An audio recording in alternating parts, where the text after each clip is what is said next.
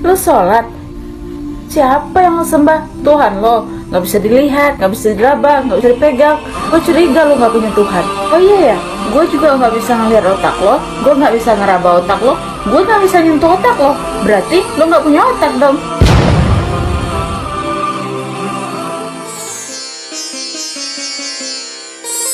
Bismillahirrahmanirrahim.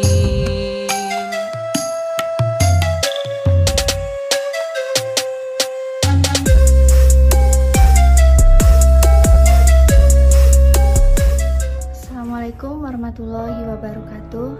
Saya Natalia Iriani. Saya mualaf. Dulu saya masuk Islam bukan karena Al-Quran, tapi karena Injil. Saya nggak pernah baca buku tentang Islam. Saya juga nggak pernah nonton acara-acara Islam atau ceramah-ceramah ustadz. Apalagi tentang perbandingan agama itu saya nggak pernah pelajari itu. Bahkan bisa dibilang saya tuh paling nggak suka sama Islam. Seperti dengar azan aja nih kuping rasanya tuh udah panas. Lagi anak-anak nonton, terus tiba-tiba ada tayangan azan, aku tuh langsung ambil remote, TV-nya aku matiin. Kalau lagi ada acara ceramah ustadz, tayangan-tayangan Islam, aku juga nggak pernah mau dengerin itu. Pokoknya ya intinya Islam itu benar-benar harus aku hindarin. Orang tua juga sudah mendoktrin kalau Islam itu bukan agama yang benar. Bahkan keluarga juga udah wanti-wanti saya untuk jangan jadi seperti kakak saya yang deket dengan orang Islam, menikah dan menjadi mualaf. Saya ingin mengutip beberapa ayat yang membuat saya berpikir, Yesus itu Tuhan apa utusan? Ini yang pertama saya lihat di Markus pasal 12 ayat 29. Jadi gini ya, hukum yang terutama ialah, dengarlah hai orang Israel, Tuhan Allah kita, Tuhan itu Esa. Di sini Yesus berkata Tuhan Allah kita, artinya Allah Tuhan kita. Kita ya termasuk yang mengucapkan yaitu Yesus, dan Tuhan itu Esa. Markus 12 ayat 29 juga dikuatkan tentang keesahan Tuhan di Ulangan 4 ayat 35 yang berbunyi, engkau diberi melihatnya untuk mengetahui bahwa Tuhanlah Allah, tidak ada yang lain kecuali Dia. Jadi gak ada yang lain kecuali Allah. Udah simple, jangan dipersulit. Bila Alkitab bilang Tuhan itu Esa, berarti Tuhan itu Esa. Percaya itu, karena itu firman. Bila Alkitab bilang tiada Tuhan kecuali Dia, berarti memang tiada Tuhan kecuali Dia. Percaya itu, simple aja. Kita gak perlu jadi ahli teologi. Ini kitab bisa untuk semua orang. Semua orang bisa pahami. Mungkin teman-teman itu ada yang berkata, ya Natalia gak ikut katekisasi ya, Natalia gak lulus katekisasi, makanya gak ngerti tentang Trinitas. Ya untuk hal itu mungkin background saya bisa menjawab dan menjelaskan. Gak harus saya bilang iya atau enggak. Papa saya seorang S1 teologi, dan dia berhasil memurtadkan mama saya. Dan saya sendiri adalah orang yang dididik oleh orang yang taat terhadap gereja. Saya katakan terhadap gereja, bukan terhadap Alkitab ya. Bagaimana dengan saya? Ya, saya juga berhasil memurtadkan seorang muslim. Tapi alhamdulillah sekarang dia sudah balik lagi ke Islam. Jadi katekisasi yang dibilang saya nggak ikut lah, saya nggak lulus, ya saya ikut, saya lulus. Dan Alkitab basicnya itu adalah kitab untuk semua orang. Artinya bukan hanya orang teologi aja yang bisa memahami. Nah, jadi simpel. Bila Alkitab bilang Tuhan itu Esa, berarti Esa. Bila Alkitab bilang tiada Tuhan yang lain, berarti tiada Tuhan yang lain. Jadi di sini saya ingin menceritakan tentang bagaimana saya sangat mencintai Yesus mulai dari saya kecil hingga saat ini. Saya terlahir dari keluarga yang sangat taat terhadap gereja. Papa saya adalah seorang manajer LSM Kristen yang bertugas untuk pindah dari suatu kota ke kota yang lainnya untuk melakukan tugas-tugas pelayanan. Dan dari situ membuat saya untuk semakin cinta pada Yesus, dan keimanan saya terhadap Yesus itu semakin kuat. Karena apa yang dilakukan papa saya saat itu, bagaimana cara papa saya dalam melayani masyarakat, di situ saya melihat kasih Yesus itu benar-benar nyata. Itu yang membuat saya semakin cinta pada Yesus. Kecintaan saya pada Yesus dari mulai saya kecil bahkan sampai sekarang itu malah meningkat. Tapi keraguan saya terhadap ketuhanan Yesus juga meningkat. Kok bisa gitu? Ya mungkin tanpa kita sadari, apa yang saya alami itu juga dialami oleh teman-teman kita yang Kristen. Nah, jadi gini contohnya, waktu aku kecil kan aku kumpul sama teman aku. Nah, teman-teman aku tuh ada yang Islam, ada yang Kristen. Nah, jadi teman aku yang Islam, Tuhannya itu kan Allah, tulisannya itu Allah. Di Alkitab pun, di kitab Ulangan itu bilangnya Tuhanlah Allah. Berarti Tuhannya Islam sama Tuhannya Kristen kan sama-sama Allah.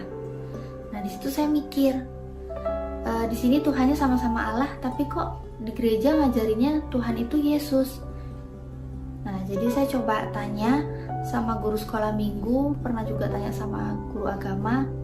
Pada saat itu saya bilang, kok Tuhannya kita Yesus, padahal kan Alkitab bilangnya Allah. Itu berarti gimana dong kalau misalnya Alkitabnya bilang Allah, tapi kita diajarinnya Yesus. Nah, jadi di situ saya mendapatkan jawaban itu bukan jawaban yang membuat keraguan saya hilang, tapi malah membuat saya semakin ragu. Tapi saya ragu, jawabannya malah begini, kalau kamu masih ragu, berarti kamu dosa. Nah, saya saat itu kan masih kecil, takut sekali ya kalau dibilang kalau ragu itu dosa. Jadi saya berusaha yakin, saya berusaha terima aja apa yang dibilang kalau itu tuh Yesus. Jadi saya terima, saya langsung minta maaf sama Tuhan, saya tobat ya, walaupun saya tuh nggak mendapatkan jawaban yang menghilangkan keraguan saya.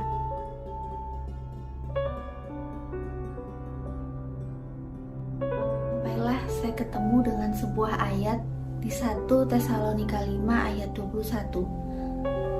Ujilah segala sesuatu dan peganglah yang baik. Nah, jadi di sini kita kan disuruh untuk menguji segala sesuatu. Berarti kita harus melakukan suatu pengujian. Kita harus menganalisa. Nah, apa yang kita analisa berarti kita harus menuju ke metode penelitian. Di sini apa yang harus kita teliti? Jadi ya semuanya. Apa yang harus kita uji itu semuanya. Nah, kalaupun kita mau uji pendeta juga nggak apa-apa. Pendeta ini kalau kita uji, indikator kebenarannya itu adalah Alkitab. Jadi kita lihat, kita dengar apa yang dikatakan pendeta itu benar sama nggak sama apa yang Alkitab katakan. Kalau yang pendeta katakan itu ternyata sama dengan isi Alkitab, apa yang Alkitab katakan, berarti pendeta itu pendeta yang benar. Bisa kita katakan itu pendeta yang baik. Nah, contohnya nih, kan kalau di gereja, aku tuh diajarin Tuhan itu Yesus. Tapi kalau di Alkitab sendiri, ini saya ketemu ayat di Yohanes 17 ayat 3, bunyinya gini, inilah hidup yang kekal itu, yaitu bahwa mereka mengenal Engkau, satu-satunya Allah yang benar, dan mengenal Yesus Kristus yang telah Engkau utus. Inilah hidup kekal itu, yaitu bahwa mereka mengenal Engkau, satu-satunya Allah yang benar, dan mengenal Kristus Yesus yang telah Engkau utus.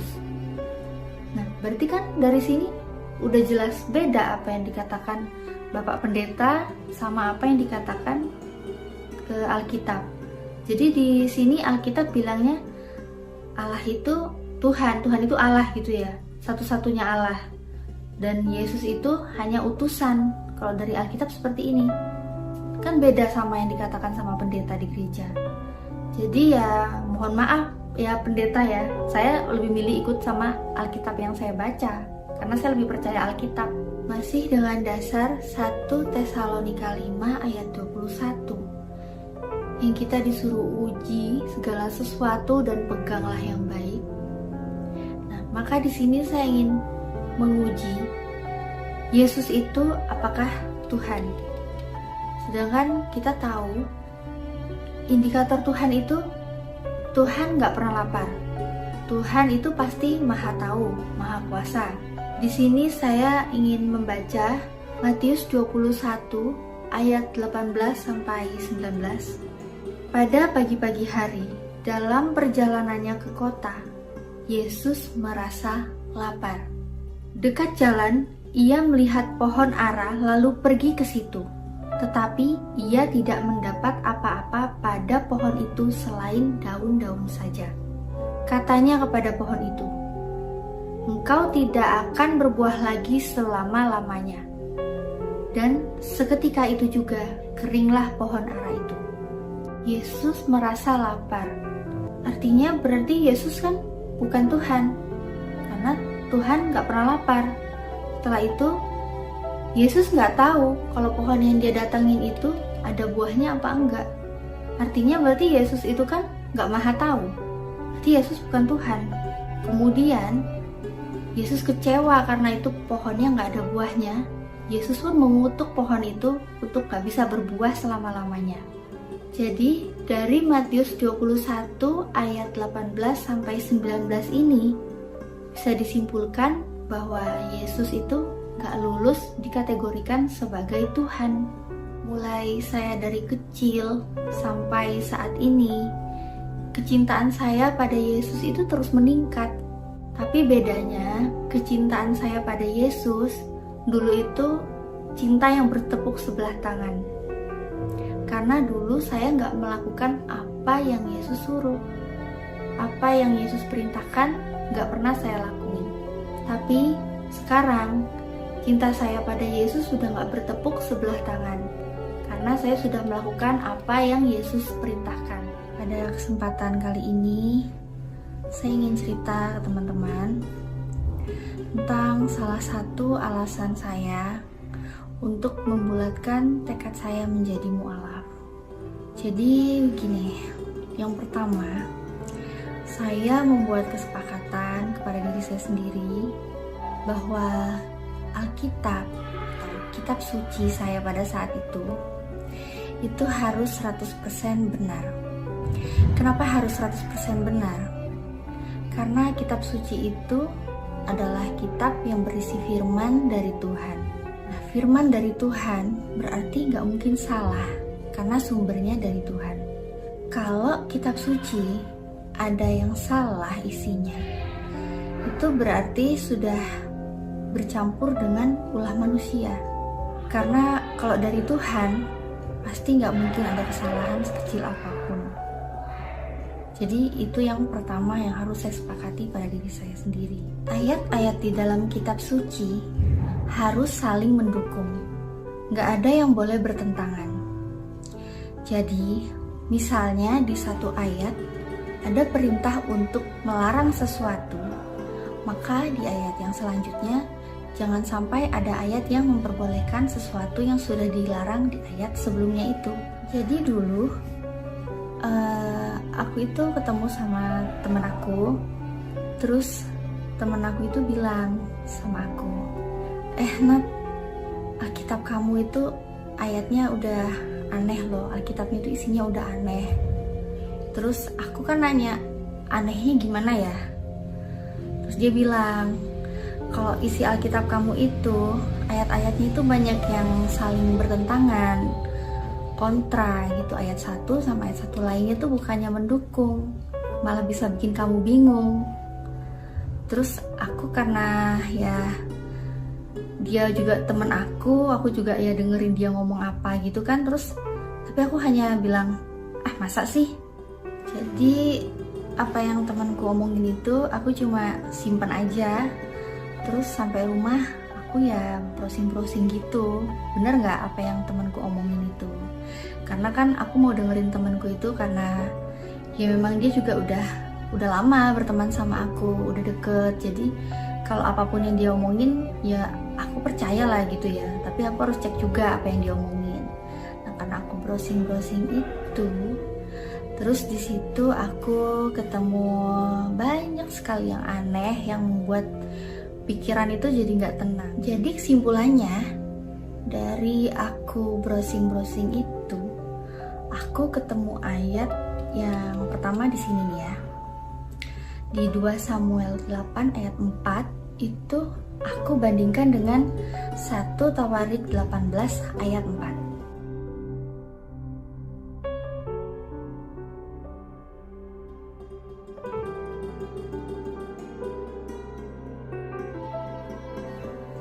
Situ ada perbedaan. Berapa tentara berkuda tawanan Daud?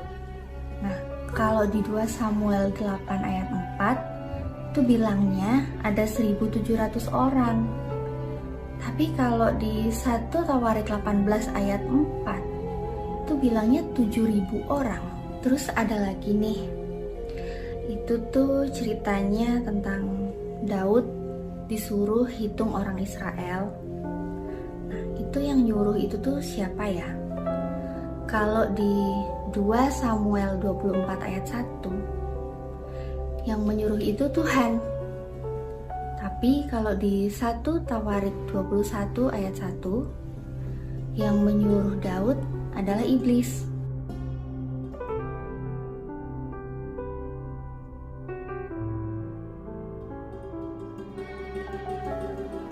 Nah, beda jauh ya Tuhan sama iblis. Berarti yang benar yang mana ya? Nah, selanjutnya ini cerita tentang penyaliban Yesus yang diambil di Markus 15 ayat 25. Itu dijelaskan kalau Yesus disalib jam 9. Tapi kalau di Yohanes 19 ayat 14, jangankan jam 9, jam 12 aja itu Yesus belum disalibkan loh.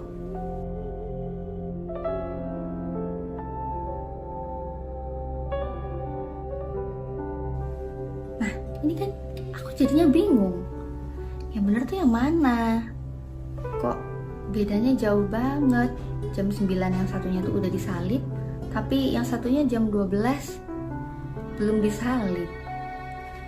Kan beda jauh ya, bikin bingung. Ayat-ayat seperti ini itu tuh aku ketemu banyak, gak cuma 3 ayat aja, tapi ada 12 ayat yang aku ketemu. Ya aku sih nggak bahas semuanya sekarang. Kemudian waktu ayat-ayat itu membuat aku bener-bener bingung, aku pun bawa ke pendeta. Katanya itu tuh hal yang wajar. Itu karena penulisannya dilatar belakangi dengan orang yang berbeda, dengan bahasa juga yang berbeda, dan zaman berbeda, tempat berbeda.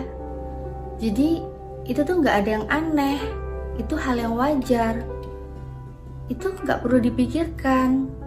Nah, tapi menurut saya itu tuh benar-benar membuat kejanggalan itu tuh semakin bertambah, menemukan kejanggalan yang baru di situ. Karena ya kalau menurutku ya, kalaupun latar belakang orangnya itu berbeda, zamannya berbeda, tempat berbeda, bahasa juga beda, tapi sumbernya kan satu, sumbernya sama, yaitu Tuhan.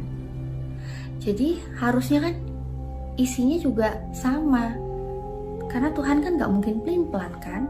Nah, sejak saat itu saya pun mulai meragukan kesucian kitab suci saya, karena sudah gak sesuai dengan kesepakatan saya di awal, bahwa kitab suci harus 100% benar karena berisi firman dari Tuhan yang gak mungkin salah, dan ayatnya pun gak boleh bertentangan satu sama lain.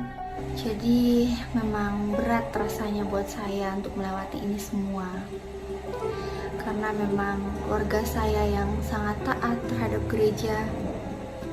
Untuk keseharian saya yang saya selalu dikontrol untuk apakah saya sudah membaca kitab suci mulai pagi hingga malam, apakah saya sudah berdoa meminta apapun yang akan saya kerjakan pada setiap hari itu. Nah, jadi betul-betul di situ saya selalu dikuatkan oleh kedua orang tua saya untuk menjadi Kristen yang taat. Tapi saya yakin bahwa kebenaran yang sebenar-benarnya adalah kebenaran yang berasal dari Tuhan. Dan bila saya mencari kebenaran itu, tentunya dari kitab suci yang berasal dari Tuhan, maka saya pun akan menemukan kebenaran yang sejati. Di video kali ini, khususnya saya dedikasikan kepada kedua orang tua saya, khususnya untuk papa saya. Karena saya tahu, bila saya menjelaskan ini semua secara langsung kepada papa saya, gak akan mungkin bisa saya menjelaskan ini semua. Karena tentunya saya akan lebih banyak menjadi pendengar. Ya tentu saja, karena sebagai seorang anak, saya gak mungkin memotong perkataan papa saya. Meskipun yang saya sampaikan itu 100% dalilnya dari Alkitab. Jadi buat papa saya, tolong Pak, jangan tolak kebenaran. Dan saya mohon Papa tolong terima apa yang Injil katakan kepada Papa, seperti yang tertulis di Matius 6 ayat 33. Di situ disebutkan, tetapi carilah dahulu kerajaan Allah dan kebenarannya, maka semuanya itu akan ditambahkan kepadamu. Begitu juga di Amsal 21 ayat 21. Siapa mengejar kebenaran dan kasih akan memperoleh kehidupan, kebenaran, dan kehormatan.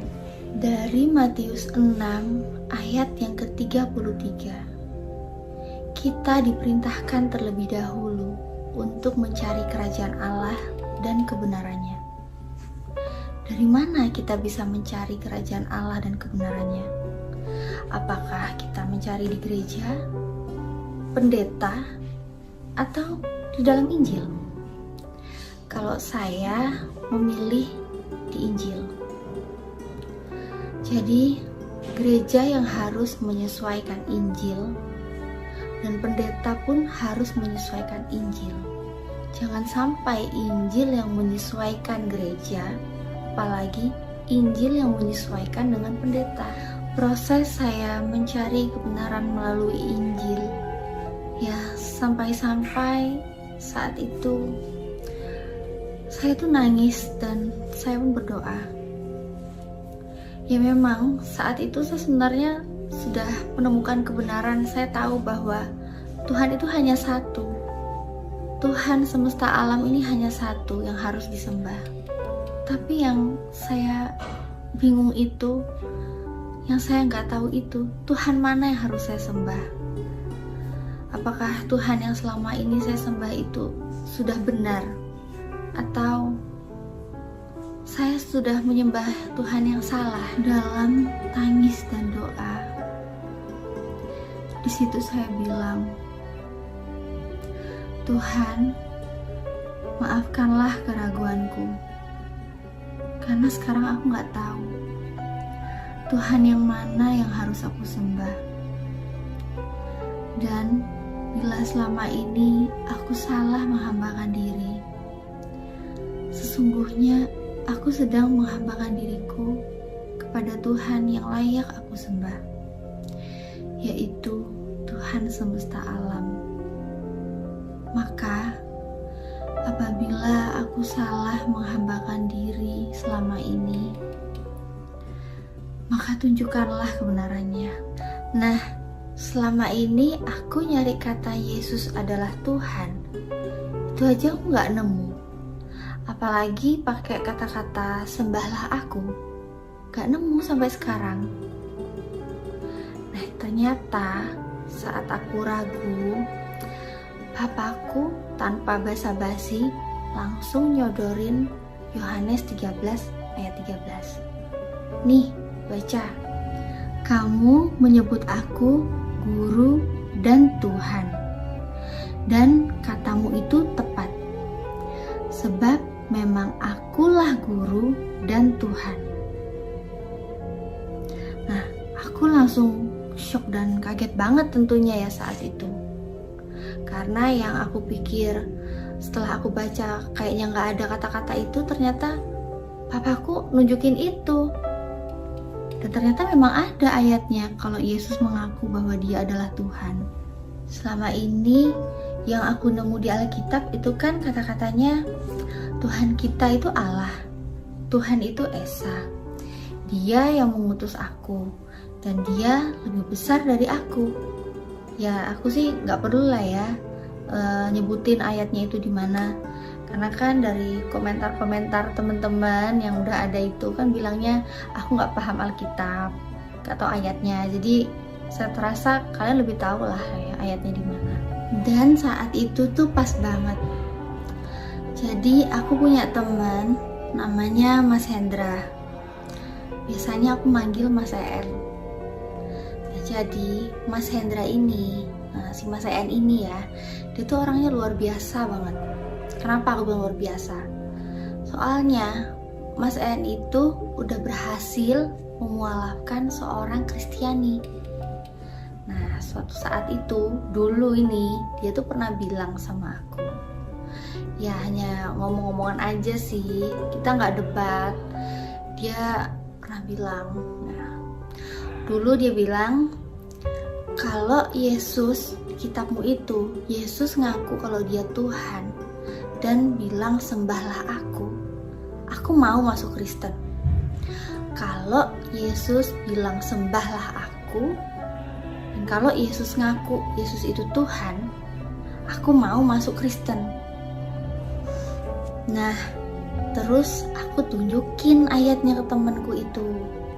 Ya, walaupun memang di ayat itu tuh kan gak ada sembahlah aku, tapi ya selevel Mas En kan kali aja bisa masuk Kristen dari ayat yang aku tunjukin ke dia. Nah, terus aku tunjukin, aku bilang, Mas, ini loh ayatnya. Yesus ngaku kalau dia itu guru dan Tuhan. Di Yohanes 13 ayat 13. Aku tunjukin ke dia. Terus jawabannya temanku cuma gini, emang kamu yakin Li aslinya kayak gitu? Kamu yakin itu tuh gak ada yang dirubah-rubah? Nah, terus aku ya cuma bilang gini aja ke Mas En, loh Mas, aku kan punyanya Alkitabnya cuma ini, yang versi Indonesia ya tulisannya ya udah kayak gitu tulisan bacanya. Terus dia tetap tegasin lagi, ya emang benar aslinya kayak gitu? Kamu yakin gak ada yang rubah-rubah? Dia ulangi lagi kayak gitu kan. Nah, jadi saat pembicaraan itu, jadi itu tuh kepending lah istilahnya gitu ya, kepending. Dan aku jadinya punya PR baru lagi nih, aku bawa pulang ke rumah. Di situ aku harus membuktikan kalau memang ini nih aslinya memang seperti itu. Harus aku tunjukin ke Mas En supaya dia lihat kalau memang di aslinya pun Yesus ngaku kalau Yesus itu Tuhan. Nah, sampai di sini saya mengingatkan khusus buat teman-teman non-Kristen yang terciduk oleh saya menggunakan kata-kata Tuhan jadi Tuhan. Tolong ya, stop komentar seperti itu. Tolong beri mereka kesempatan untuk mencari kebenarannya. Seperti saya mencari kebenarannya. Biar mereka menirukan saat itu yang saya proses mencari kebenarannya itu. Dan buat saudara-saudara saya yang Kristen, siapkan diri Anda untuk menerima kebenaran dari kitab Anda. Bagi saudara-saudara yang gak siap menerima kebenaran dari kitab Anda, bisa stop video ini, tinggalkan, jangan lanjut nonton video ini. Pada video saya kali ini, saya nggak akan menafsirkan Alkitab. Karena memang banyak yang bilang ke saya, yang saya baca dari komentar teman-teman itu, ada yang menyalah-nyalahkan saya kalau saya itu nggak bisa menafsirkan Alkitab. Pengetahuan saya tentang Alkitab itu sungguh cetek. ada yang bilang juga saya ini gak bisa cara membaca Alkitab dengan benar. Ya, oke lah, anggap aja kalau itu benar. Jadi, silakan Anda observasi sendiri, lakukan sendiri, dan silakan ambil kesimpulan sendiri. Di sini saya akan melakukan yang mungkin belum ada teman-teman YouTuber di sini yang melakukan itu, karena sudah saya cek ya di teman-teman YouTuber, belum pernah ada yang melakukan penelitian seperti ini, baik itu Christian Friends ataupun Mu'alaf Friends juga saya rasa belum. Dan kalaupun ada teman-teman dari Kristen yang sudah melakukan penelitian ini, atau mungkin merasa ya pura-pura nggak pernah aja deh, saya juga nggak tahu ya, coba aja kita lakukan. Mari kita menelusuri pengakuan Yesus adalah Tuhan di Yohanes 13 ayat 13. Ikuti penelusuran saya. Oke, sekarang kita ke Google ya. Kita cari Yohanes 13 ayat yang ke-13. Kita lihat ayatnya seperti apa bunyinya. Kita pilih yang Alkitab Sabda. Kita klik. Kamu menyebut aku guru dan Tuhan, dan katamu itu tepat, sebab memang akulah guru dan Tuhan. Di bawahnya juga aku guru dan juga Tuhan. Itu tepat karena aku memang guru dan Tuhan. Nah, di bawahnya lagi ini aku guru dan junjungan. Junjungan, kenapa kok ada perubahan ya? Tadinya kan kita baca Tuhan terus jadi junjungan. Coba kita cari yang di versi yang lebih kuno ya. Kita klik yang di kuno. Oke, kita klik. Nah, di sini apa itu tulisannya? Kamu ya bernama pengajar dan tuan. Di sini tuan. Kok beda ya sama yang tadi ya? Ada perubahan apa ini? Guru dan tuan lagi ya, kita ketemu di sini. Nah, guru dan tuan. Di versi ED ini lebih jelas ya. Kamu memanggil aku guru dan tuan. Nah, dan tepatlah demikian, sebab memang itulah aku, tuan ya. Jadi kita di sini lihatnya tuan. Terjadi perubahan beda dengan yang kita lihat tadi pertama ya, aku guru dan Tuhan. Sekarang coba kita cari lagi. Kita ke yang lain lagi, kita klik ini. Akan melakukan pencarian yang versi asli. Kita cari John 13 ayat 13 yang original version. Oke, kita cari di situ. Kita cari ke bahasa aslinya ya. Jadi biar jelas sebenarnya sih artinya itu apa. Jadi kita butuh yang bahasa aslinya. Oke, kita di sini cari. Nah, ini di Bible Hub ini ada tulisan aslinya ya. Oke, kita klik di situ karena ada tulisan-tulisan bahasa aslinya. Kita bisa copy nanti di situ ya. Kita klik dulu. Ini muncul ya tulisannya. Yohanes 13 ayat 13 ada bahasa aslinya dan juga yang diterjemahkan ke bahasa Inggris. Sekarang saya mau cari kata yang terjadi perubahan tadi itu di Lordnya ya, kalau di Inggris ya. Tapi yang saya mau ambil yang tetap bahasa aslinya. Oke. Bahasa aslinya saya copy dan saya butuh Google Translate biar kita tahu ini sebenarnya artinya apa sih, arti dari bahasa aslinya sendiri. Oke, kita ke Google dulu, Google Translate. Nah, saya butuh yang lebih besar tampilannya ya, supaya teman-teman juga bisa lihat lebih jelas. Kita paste di situ. Kita lihat.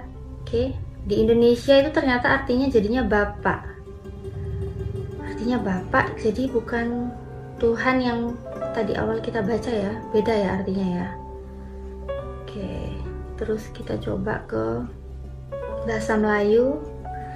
Itu pun di bahasa Melayu tulisannya artinya enci. Enci ya, enci bukan Tuhan ya. Lain-lain ya. Oke, terus kita coba lagi ke bahasa Jawa.